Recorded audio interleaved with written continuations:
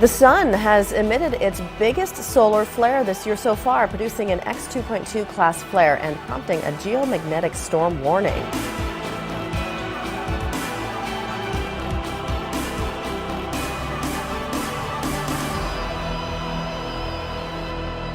A monster is how the president described Cyclone Pam, and it destroyed most of what was in its way. Vanuatu is used to storms, but these homes weren't built to withstand winds of 200 miles an hour. The capital Port Vila has been torn apart. Storm surges several metres high have battered the coast, while houses and livelihoods have been lost. The Category 5 system, the most severe, had been expected to skirt Vanuatu, but shifted course, leaving populated areas directly in its path. Charities fear Cyclone Pam could be one of the worst natural disasters the region has ever endured. The Red Cross says that 130,000 people have been affected. That's about half the population. Many islanders, like this man and his children, now have nowhere to live. Power is still down across the archipelago. The United Nations is now saying that 24 people died and about 3,300 are homeless. Now that lends more urgency to relief efforts which are underway. New Zealand and Australia are sending water, medicine, temporary shelter to those who are displaced. Cyclone Pam packed winds of almost 300 kilometers per hour and caused seas to surge as high as 8 meters. There are concerns that the number of dead will rise as rescuers reach dozens of remote islands which are cut off from communication. Those who lived through the storm said it felt like the world was going to end as Cyclone Pam slammed into Vanuatu, leaving utter devastation.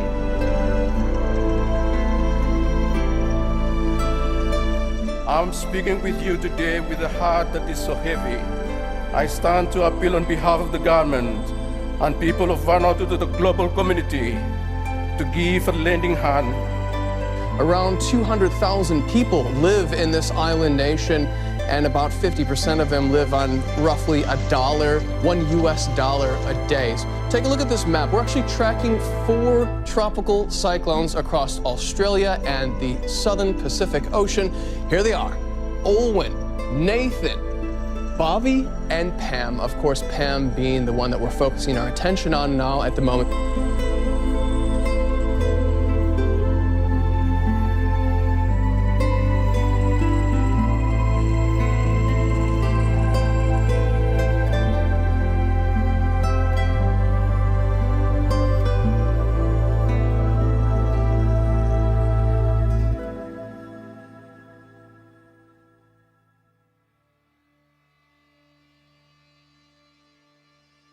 Residents of Costa Rica's capital, San Jose, shield their faces as the Turrialba volcano spews smoke and ash in its most powerful eruption in 2 decades.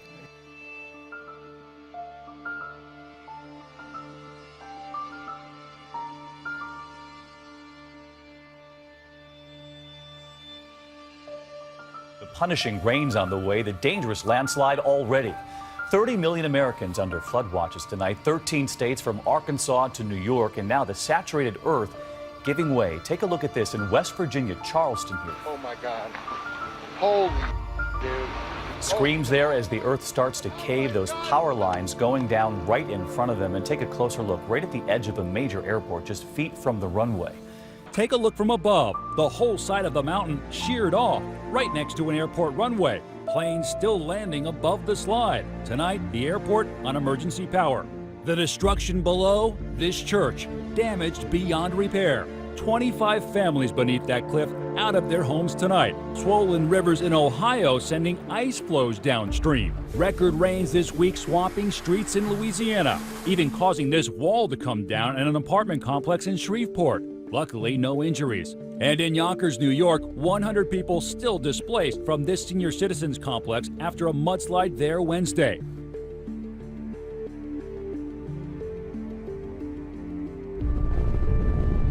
A raging forest fire has forced scores of people to flee their homes in Chile. Around 4,500 people have been evacuated from the port city of Valparaiso and neighboring Vina del Mar. That number could almost quadruple if the blaze continues to burn out of control. The priority for emergency services is to keep the flames from spreading to populated areas of Valparaiso, a hilly city of mostly wooden houses. Residents in Salmon, Idaho witnessed an alarming scene when some 2,000 geese fell from the sky. Wildlife officials said the birds were migrating from Mexico to nesting grounds in Alaska when they died. The Idaho Department of Fish and Game found the bodies near water and believed the birds were sick with avian cholera because of the way they died. Although this might come as a shock to residents of the Northeast who are still digging themselves out from record amounts of snow, new data shows the winter of 2014 to 2015, defined as the period from December to February, was the warmest on record for Earth. Something fishy is happening on the beaches of the Outer Banks. Lots of fish, and a lot of you are talking about it. 10 of your side viewers emailed us dozens of pictures of dead fish along the shoreline. So what is going on? If we ever needed a reminder of where our tiny ball of rock we call Earth lives in our solar system, this was it. A solar eclipse, a phenomenon where the sun is completely obscured by the moon, occurred over Europe, casting many places into complete darkness. Australia's northern territories have been battered by Cyclone Nathan. That's brought heavy rain, winds and gusts of more than 155 kilometres an hour.